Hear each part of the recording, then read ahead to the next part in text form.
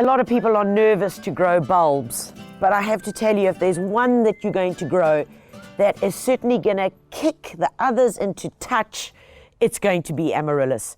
My late uncle used to grow them, and every year I'd get questions about them, and after he passed, I ended up inheriting them, and this is one of them.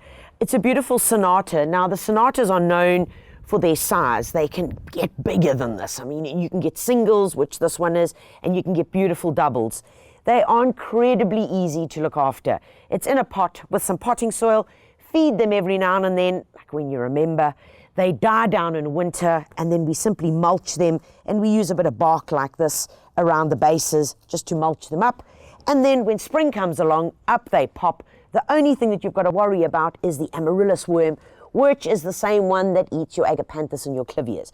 So use the appropriate spray for that, which makes sure that the leaves don't get damaged.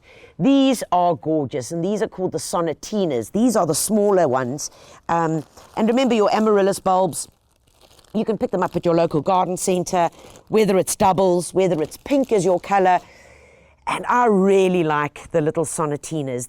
They seem to be just a little bit more dainty, and they're great if you're going to just put them in pots on the patio.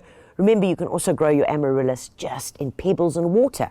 And thereafter, once they've finished and they've died back, you can take that and plant that into the garden.